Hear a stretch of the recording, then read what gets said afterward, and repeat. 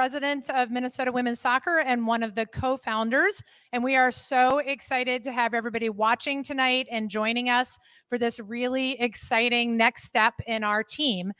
What we are going to be doing tonight is showing you the top 3 names as voted on by everybody, but also the looks and the designs that would go with the team name. So for the first time, you will have visuals to go along with the team name.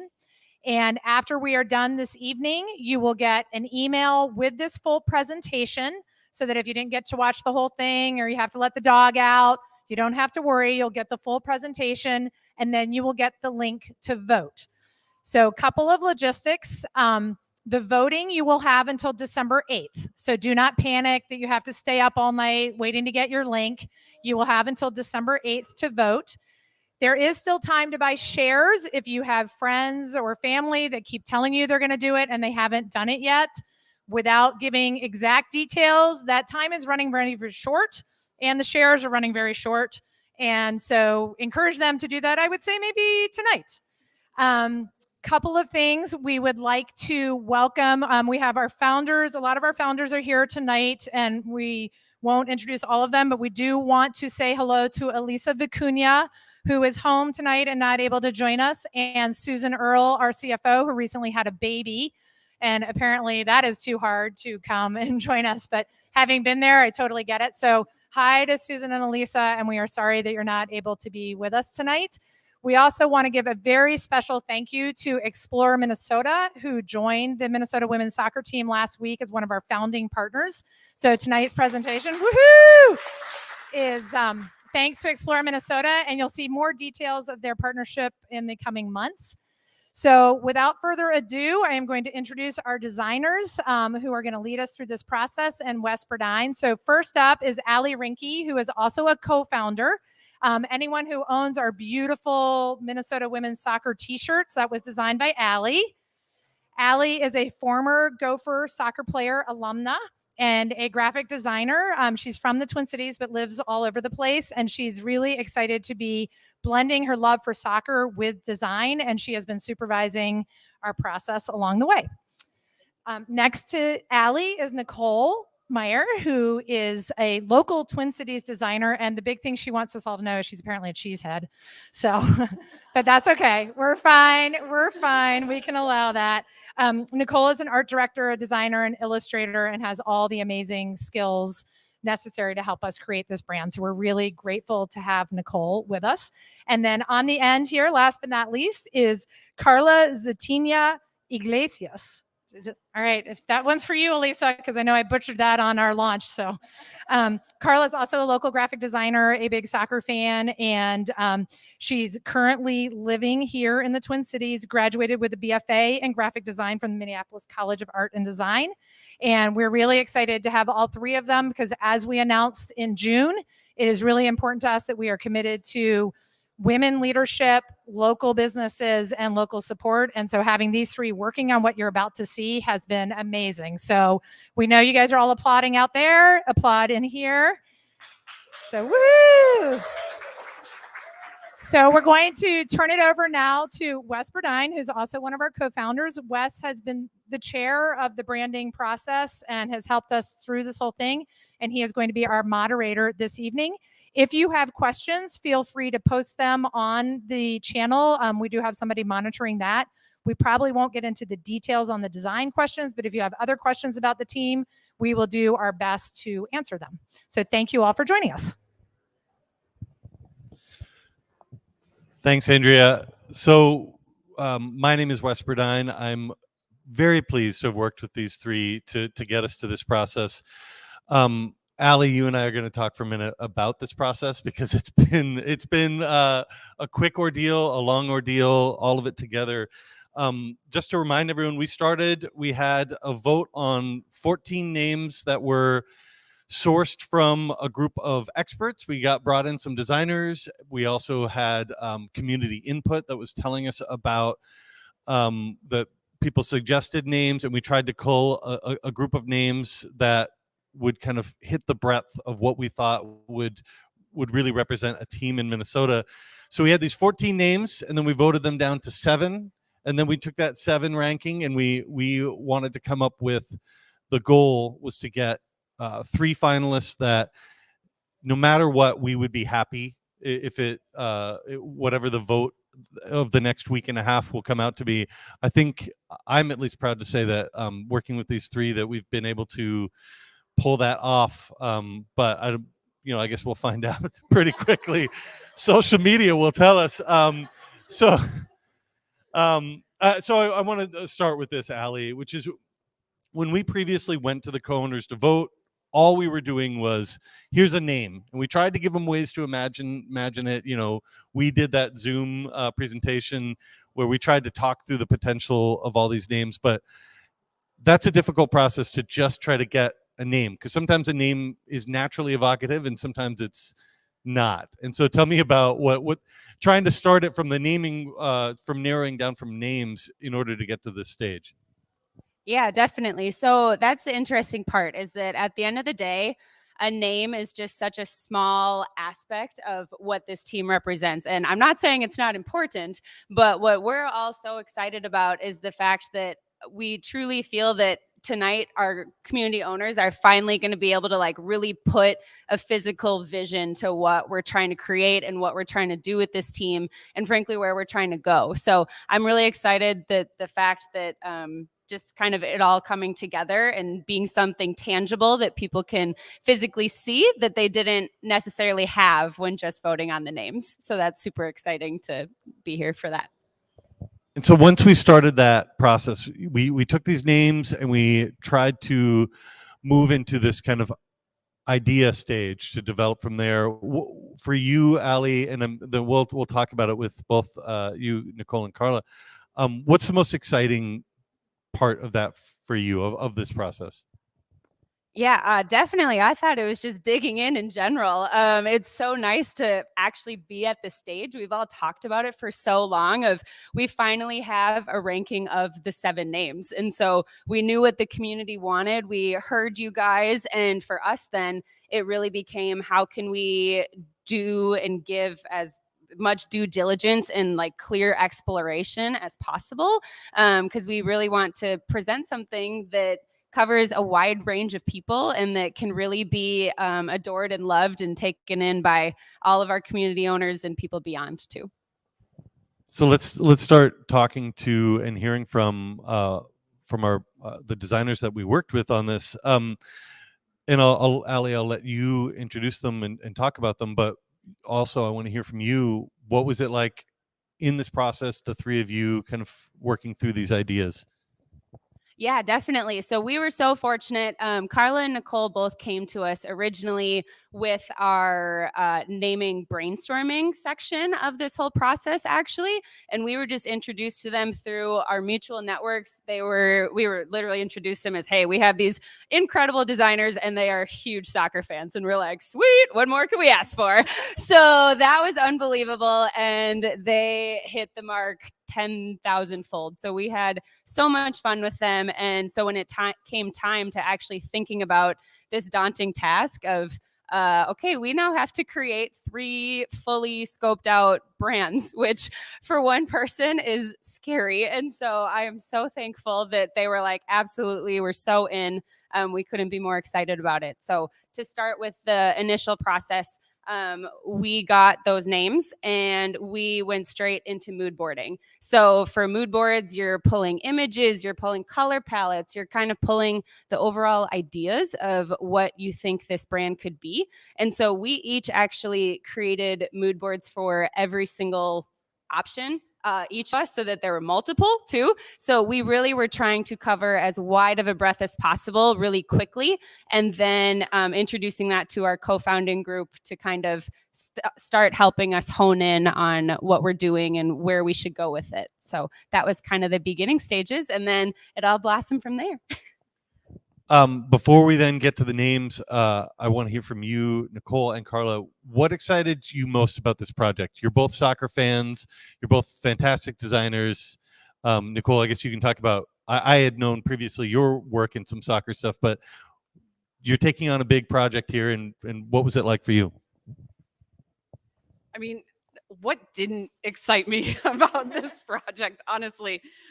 When I heard the team was starting, I was just hoping that I could be a part of it. So getting to this stage is just mind blowing for me. I've played soccer since I was 5, and had Mia Hamm posters on my wall as a kid, and so like to be able to influence a team that's going to bring women's soccer to Minnesota is awesome. I had previously done a couple kind of side projects. One called Football is Football with some coworkers of mine that were imagining different soccer crests and things that kind of took off. And I just love doing team branding and branding in general. So marrying all that together is just, yeah, loving it. And for me, it was kind of the same thing. I was super excited. I actually remember being at a soccer game, and individually we both got an email talking about like the naming thing. And we're like, did you get this? Did I get this? Are we both involved? Like, this is so great. I grew up in Latin America, so soccer is just kind of part of how it goes, right? It's part of my DNA.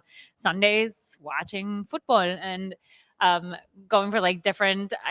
I went to Azteca when I was like 13 years old for the first time and rooting for America. And so now it's like, okay, I have this chance to like actually be part of like the naming, and not just the naming, but like the branding. It's like a super exciting opportunity, right? As a designer, it's kind of like up there with dream projects. So really excited to be here.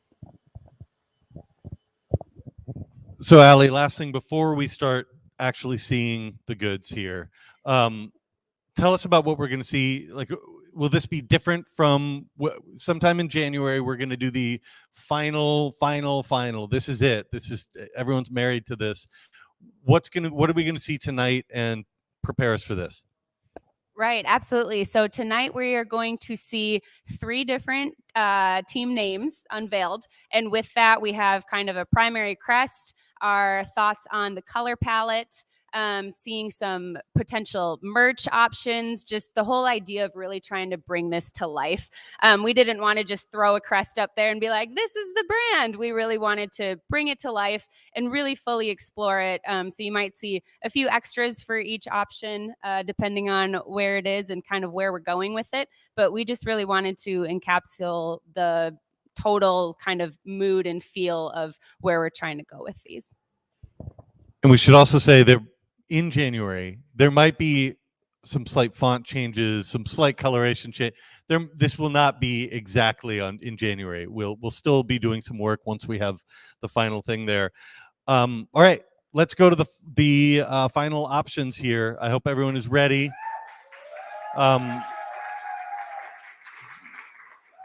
It's right after bath time at home, and so my kids are waiting with bated breath, even though they've already seen these and they've already voted. So I know that's unfair, but they voted at least repeatedly over the last month. All right, so here are the brand option. Option number 1 is Arctic Minnesota FC.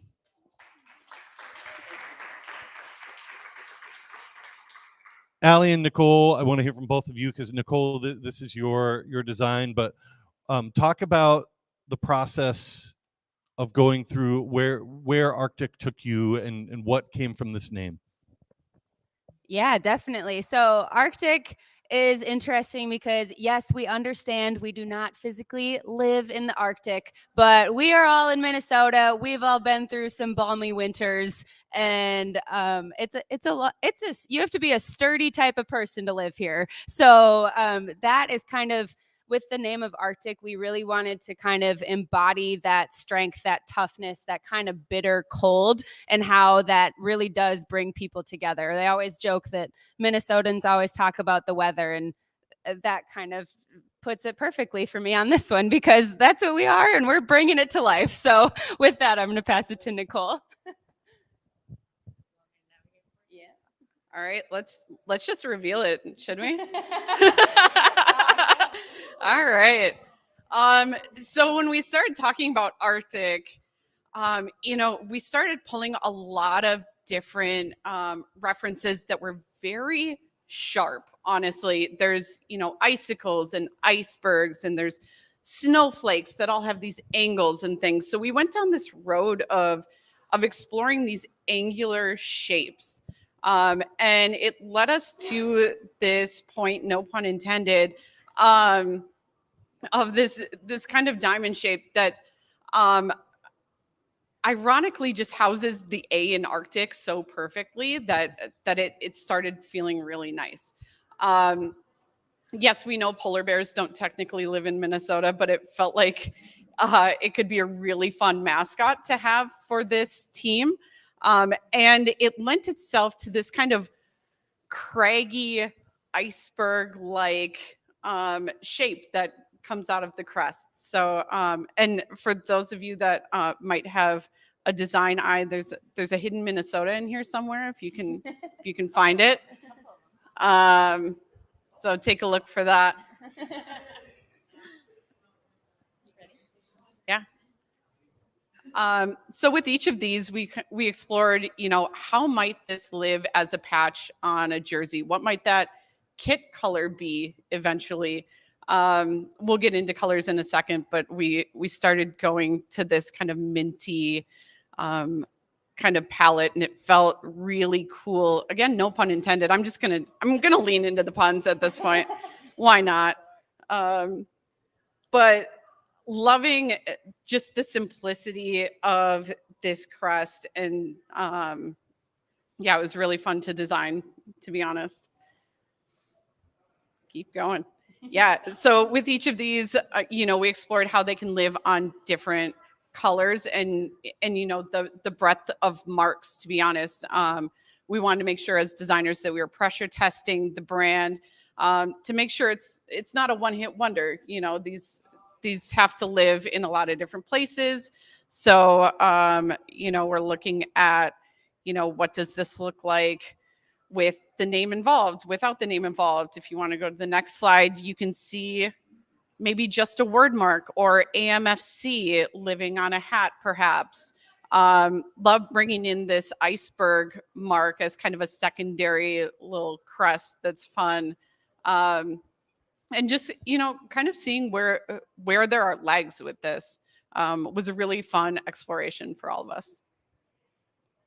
The color palette for this really was born out of the fact that we didn't want it to be too stark and white and bland. You know, with a name like Arctic, your thoughts immediately go to snow and stark and winter and white. And we wanted this to have some color and life to it. And we wanted a palette that got people excited. So we were loving this, what we're calling polar mint, which if you've ever branded anything and you haven't come up with color names for a palette, you know, are you even branding? So they all have very specific color names, which you'll be able to see later. But we love this mint color as a base for this. And it's flanked by what we're calling spruce green. And even this hit of this kind of fiery orange that can be used sparingly, but it's almost got this fire and ice feel to it that could be really fun. Think like an alternate kit, maybe, or like hints of fire within the Arctic. I think could be really cool. Ooh, this could be you wearing these shirts. We had to imagine these on shirts because honestly, the reason why we're designing this is so that we can wear the merch when it comes out. So we, again, a lot of it is brand pressure testing when it comes down to it, right? We're trying to make sure that this can live in as many places as possible and feel really cool for supporters and for owners and for community members to want to represent this brand, not only at the games, but out in the community. And yeah, more merch. I just love that little iceberg on the hat. It's very fun. And that is Arctic Minnesota FC. The first one. Well, everyone can take a few minutes with that. And you know, we've got a few great people in our studio audience tonight. The projector, the colors are not quite as vivid on this projector, so you'll just have to like close your eyes a bit and make it a bit darker. Everyone else at home, you get the perfect view there. So that's finalist number one, option number one. We are going to go to option number two. I think I'm ready. And so option number two is Minnesota Aurora FC.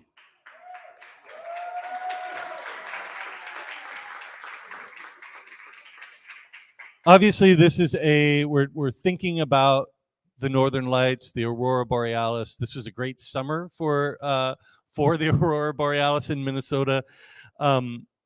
So I want to talk through this idea for both of you. When you are trying to think of a concept for the Aurora Borealis, it's a shimmering shape, right? It's not a thing that you can easily put on a crest. And I know that this process, there was lots of different ways that we could take it, and we took it a lot of different ways. And so tell me about how we started there and got to an endpoint and tried to get through that process. Right. So the first thing when coming up with concepts for Aurora, exactly what you mentioned, it's not necessarily a tangible thing. Like you can see pictures of it, but you can't hold it, you can't feel it. And so when it visually comes to representing that, it came to a lot of how are we visually going to represent this? Is it going to be lines? Is it going to be shapes? Is it going to be swoops? It could be so many different things. And so we really wanted to make sure that we did it justice and not only explored those, but then coming up with the idea of, is there an animal associated with this? There's so many other things that could also fit in beautifully with it. And so it really came down to what we thought packed the most punch. And so we're definitely very excited for seeing or just how it all came together as well, and color palette. But I'm going to let Nicole talk a little bit more about the color palette. All right. Aurora. Let's go. Ooh. I'm just going to hype my own designs at this point.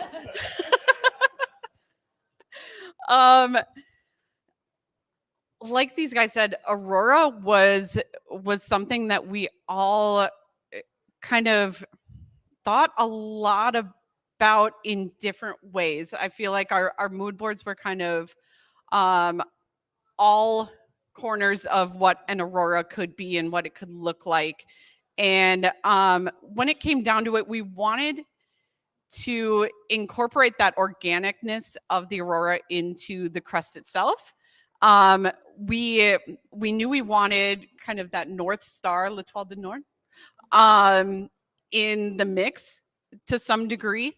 So this is where we landed with that. We've got kind of this this organic swooping shape that creates the crest, which feels new and like a crest shape that isn't out in the world yet, and can kind of stand on its own, which we really like about this. And I'll get to the color palette in a couple minutes, but it feels like an unexpected and interesting color palette for Aurora, given what you may go into an Aurora brand thinking, which we are also enjoying.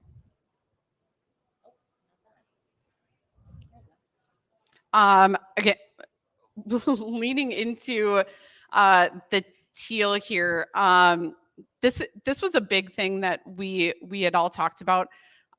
There was a lot of love for the current teal that has been used for this brand, and to some degree we've kind of incorporated it in varying ways, but in this case really kind of leaned into it because it is one of the shades of Aurora that is very present. And then you can see the word mark for Aurora, bringing that North Star into the word mark, carrying that through the brand was really important for us. One thing that we started looking at too for this brand is the use of gradients and having that kind of nebulous nature to pieces of the brand. It feels obviously very Aurora, but can get graphically very interesting. Again, we're calling it Aurora teal now. So get on board. But balancing that out with some darker shades of teal, which help those pieces of the crest kind of recede and balance out a little bit. Bringing in that midnight blue. The true night sky isn't fully black, though we do have black in the color palette, but we've got this kind of midnight blue that helps the teal. And then, of course, that pop of red. If you look through a lot of shots of Aurora, you tend to get some pinks and reds in there, even though that's not the first thing that you see. And we're really liking that color kind of balancing out the teal. And this is what it looks like on all those different colors, even a gradient.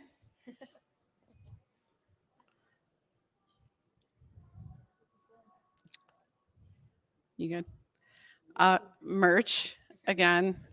Potential merch. We'll say potential merch. But again, pressure testing this design, seeing how it can live in different spaces. You know, the word mark or the crest or, you know, various parts and pieces here. I really want that hoodie, side note. And again, you know, looking at, can it live as Aurora FC? Is it, you know, there are variations, of course, on the brand throughout that we're really liking. And that's Aurora.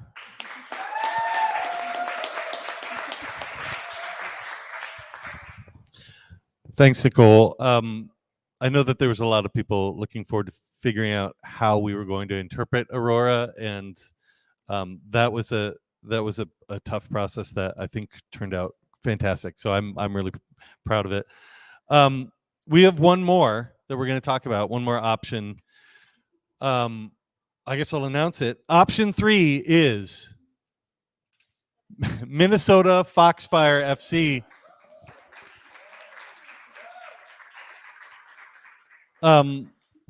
Allie, do you want to tell the story of where, because we previously, I think, at various times explained how Foxfire relates to Minnesota and how we're thinking about this, but do you want to tell the origin story of the concept of Foxfire, and then let's go to Carla and hear about how did this differ from everything else? Yeah, definitely. So interesting enough, Foxfire is actually the Finnish translation. I'm going to totally botch the actual word, Revantulet. maybe. Don't judge my accent. But anyways, so actually it's the Finnish translation for this idea of the kind of fox whose tail in Finnish mythology, whose tail kind of paints the night sky. And that's the reason for all of these beautiful colors. His tail is like a paintbrush.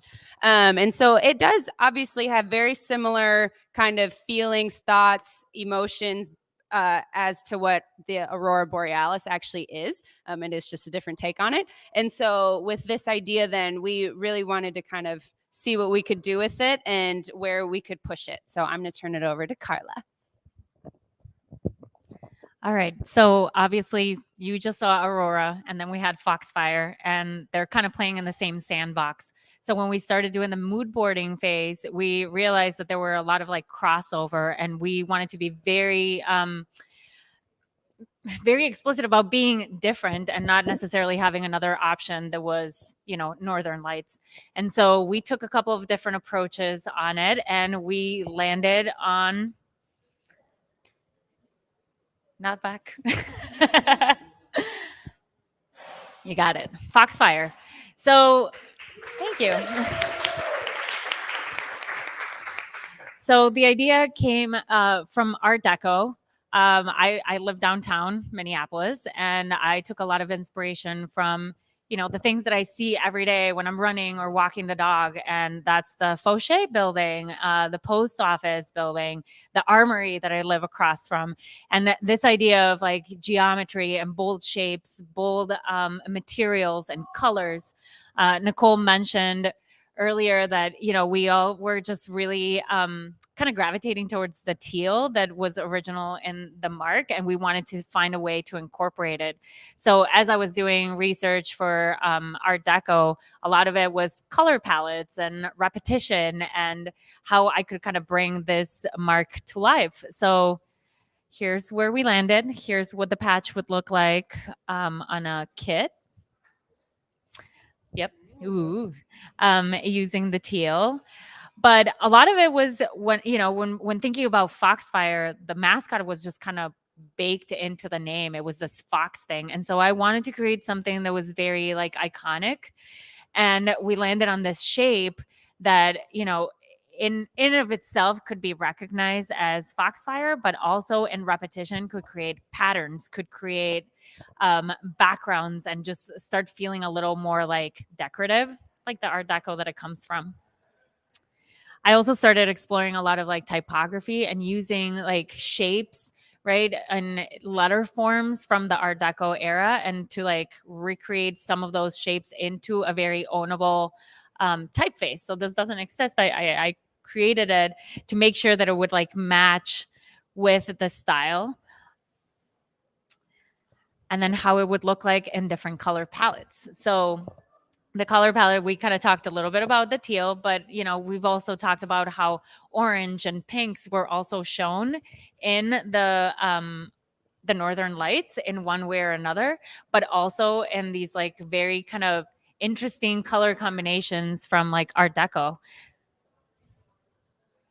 So here are different ways of the logo showing up. So it could be like the patch, like you see in the middle, but it could also be very type focused, very fox head oriented, or a combination of both, but always using that gold ink to really bring out just kind of the luxury part of it.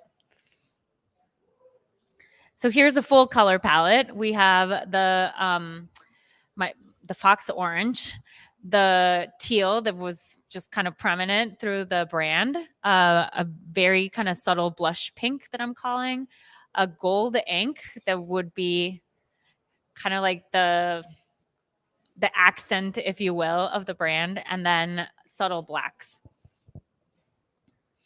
As I started playing with patterns and repetition of this shape, stuff like this started coming out, and I was getting really excited because it wasn't just like a mark or just a type or just repetition and patterns, which you can't see live audience in the background of these, but there are patterns behind those like color shapes that you see. But for everyone at home, you can see some of the subtle patterns in it. And these things started coming up, and just like the idea that the brand itself can have so many legs and so many different iterations out of just very simple shapes. So here's the merch.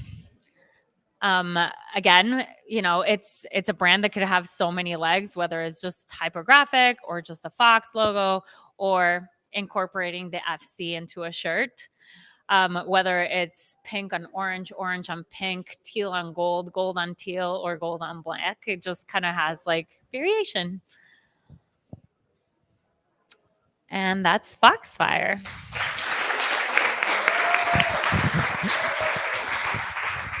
So those are the three that we're going to be going forward and voting on. And there's a few logistics of how things work.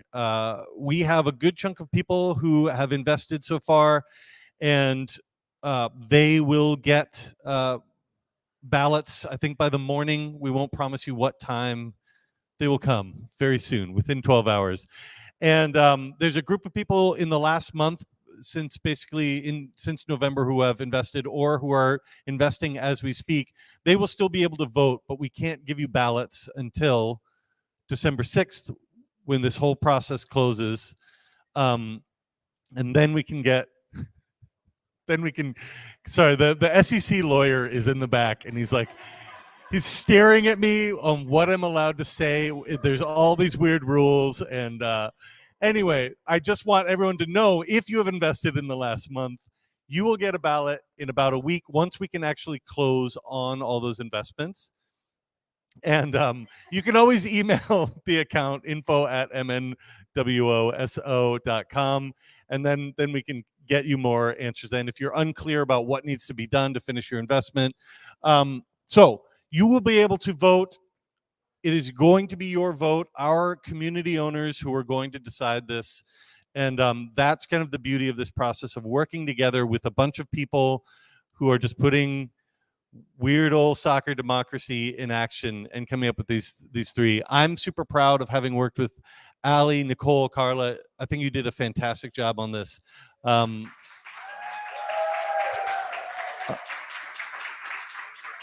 Thank you, guys. We put together a very difficult task of trying to simultaneously work with 3,000 people giving us input and also be confident in the work that you're able to do. And that's a really difficult balance that we're always trying to work with.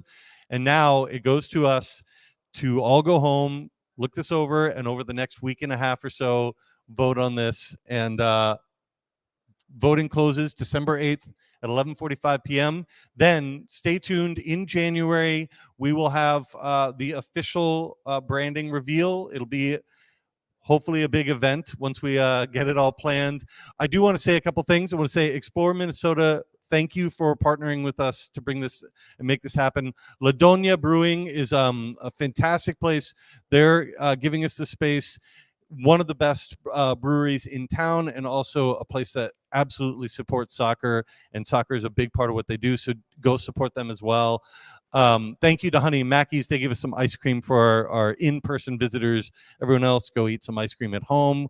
And thank you, everyone. This has been a blast. I hope that when we go to social media, it'll be a beautiful thing, but oh, social media, who knows what you'll have for us. Thank you, everyone, and that's it. Thanks, guys.